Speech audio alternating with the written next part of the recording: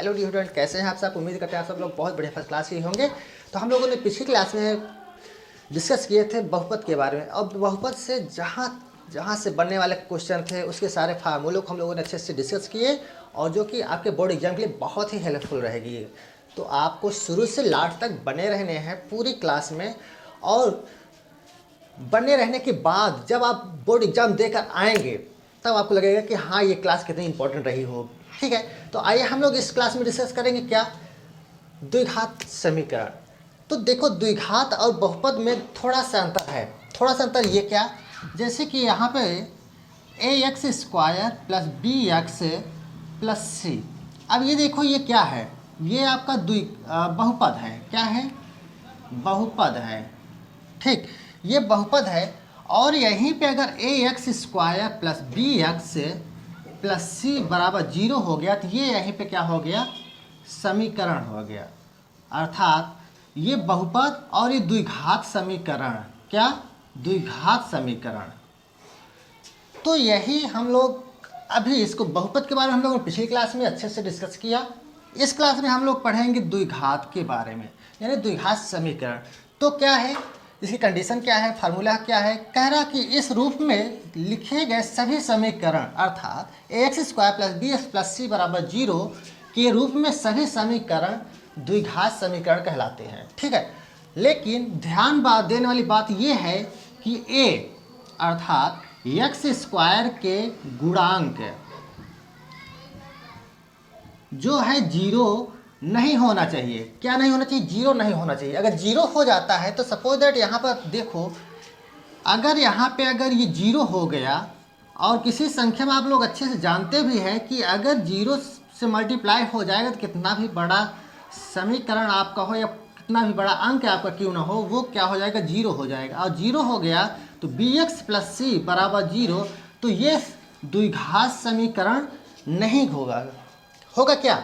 द्विघात का मतलब उसकी घात भी कितनी होनी चाहिए, 2 तो होनी चाहिए ना। अब अगर ये शून्य हो गया तो ये द्विघात कहाँ कही जाएगी। ओके, ठीक है। तो अब आते हैं हम लोग सेकंड। फर्स्ट स्टेप में आपको यही हमने बताने का प्रयास किया है। सेकंड में क्या है, सेकंड नंबर पे है द्विघात समीकरण को हल करने की विधियाँ क्या। तो ठीक है, समीकरण को हल करने की विधियों को भी हम लोग देख लेते हैं। तो देखो, समीकरण को हल करने की विधियाँ, पहली क्या है, गुणनखंड विधि। आप लोग अच्छे से खूब पढ़ भी रहे हैं, सिर्फ आपको रिवीजन की आवश्यकताएं हैं। लगभग आप लोगों की तैयारी हो चुकी होगी, ऐसा मैं उम्मीद करता हूं। लेकिन जिन बच्चों की तैयारी नहीं है बिल्कुल, तो उनके लिए तो ये वीडियो बिल्कुल रामबाण की तरह काम करेगी। ठीक है, तो पहली विधि आपकी क्या है, गुणनखंड विधि। दूसरी विधि क्या है, पूर्ण वर्ग बनाकर। क्लियर? तीसरी क्या है, तीसरा सूत्र हमारा क्या है, द्विघाती। काफ़ी बच्चों को इसमें भी द्विघाती सूत्र बोलते हैं इसको। कुछ बच्चे क्या काम करते हैं, ये द्विघाती सूत्र नहीं पता होता, ध्यान नहीं रहता कि श्रीधराचार्य जी को ही उनके जो फार्मूले बनाए गए श्रीधराचार्य के, उसी फार्मूले को द्विघाती सूत्र भी कहते हैं। तो अगर आ गया द्विघाती सूत्र से आप हल करिए, तो आपको द्विघाती सूत्र का ही प्रयोग करना पड़ेगा, ना कि ये दोनों का। ये वाला जो है, अच्छा, श्रीधराचार्य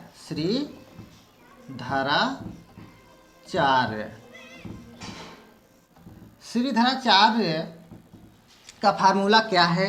देखो, श्रीधराचार्य का फार्मूला है x बराबर आपका है minus b plus minus root में बी स्क्वायर माइनस 4ac पूरे के बटे 2a। ये हमारा क्या होता है, द्विघाती सूत्र और श्रीधराचार्य का फार्मूला होता है। तो देखिए, किसी भी द्विघात समीकरण के अगर हल करना चाह रहे हैं तो उसको आप 3 विधियों से आप हल कर सकते हैं। ठीक है, आप गुणनखंड विधि से भी हल कर सकते हैं, और पूर्ण वर्ग बना करके, और द्विघाती सूत्र, या फिर श्रीधराचार्य सूत्र से आप हल कर सकते हैं। ये वाला प्रोसेस जो होता है थोड़ा बड़ा होता है। क्या होता है, ये बड़ा होता है। लेकिन अगर आपको बोल रहा है कि पूर्ण वर्ग बना करके हल करना है, तो आपको पूर्ण वर्ग बना करके ही हल करना पड़ेगा, ना कि आप इनके और इनके मदद से करना पड़ेगा।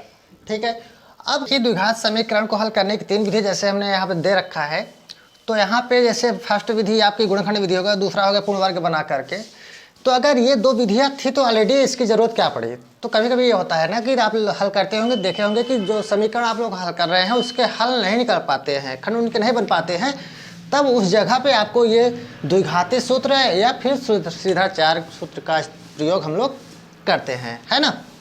तो ठीक है, यहाँ इन सभी के पर आप लोग एक बार प्रयास करिएगा, एक दो सवाल आप लोग अपने से लेकर के हल करिएगा। ये आप अब देखो आता है यहाँ पे मूलों की प्रकृति। मूलों की प्रकृति क्या है, पहला नंबर पे आइए। पहला क्या है, दो समान वास्तविक, क्या चीज़, दो समान वास्तविक हल होंगे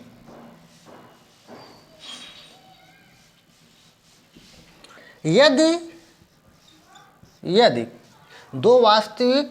दो समान वास्तविक हल होंगे यदि क्या, यदि बी स्क्वायर माइनस 4ac बराबर क्या होगा, 0 होगा। तो बात समझ रहे हैं। सेकंड कंडीशन क्या है इनकी, दो भिन्न भिन्न,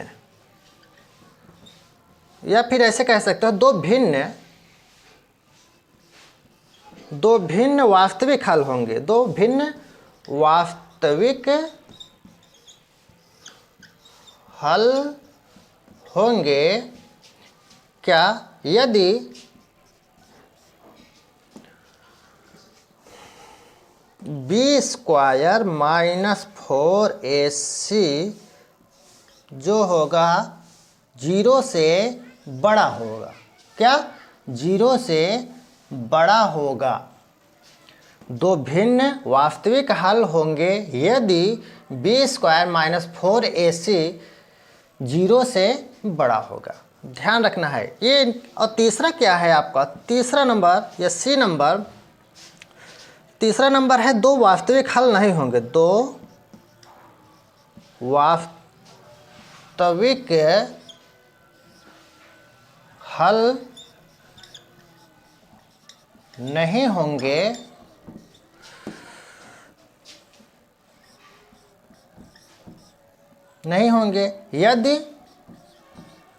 यदि क्या,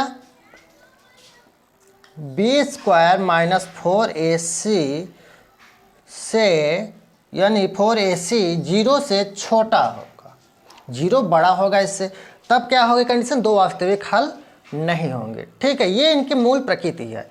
तो नोट में आप लोग यहाँ पे लिख सकते हैं, नोट में लिख लीजिए। क्या नोट में, नोट पॉइंट है।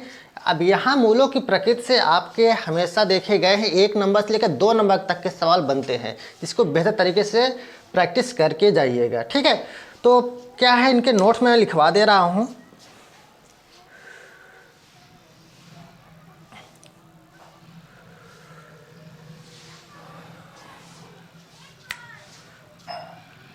नोट्स में लिखिए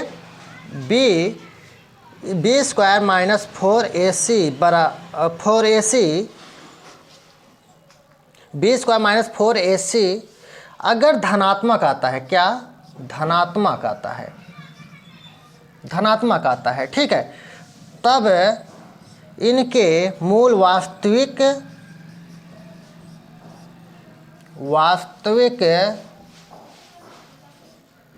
एवं असमान होंगे।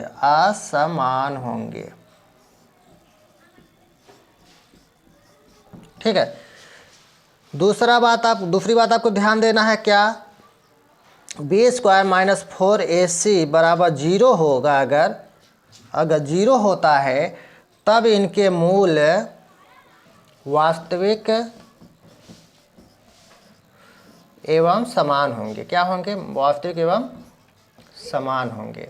ठीक है, अब एक कंडीशन और बनती है, बी स्क्वायर माइनस 4ac का मान अगर ऋणात्मक हो गया अगर, तब इनके मूल का कोई हल नहीं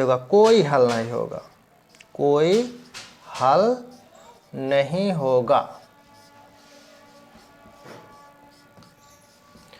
ये पॉइंट आपके लिए 2 नंबर ले आने वाली है, याद रखना। ये पॉइंट आपकी यहाँ से जो मूल्यों की प्रकृति से है, आपके 2 नंबर आपके लिए लाएंगे। समझ रहे हैं। ठीक है, ये रहे इस क्लास में जो भी इम्पोर्टेंट वाले आपके फार्मूले थे, जो भी कॉन्सेप्ट आपको समझाने लायक थे, उसको मैंने समझा दिया अच्छे से। तो हम लोग मिलेंगे अगले क्लास के चैप्टर के साथ में। जो भी है आप मज़े से आप इसको प्रैक्टिस करिएगा, आपके बहुत अच्छे पेपर जाएंगे, ये मैं कहता हूँ, मैं इस बात की गारंटी लेता हूँ, बहुत अच्छे पेपर जाएंगे आपके। ठीक है, तो अब हम लोग मिलते हैं अगले नेक्स्ट क्लास में, तब तक के लिए नमस्कार, जय हिंद।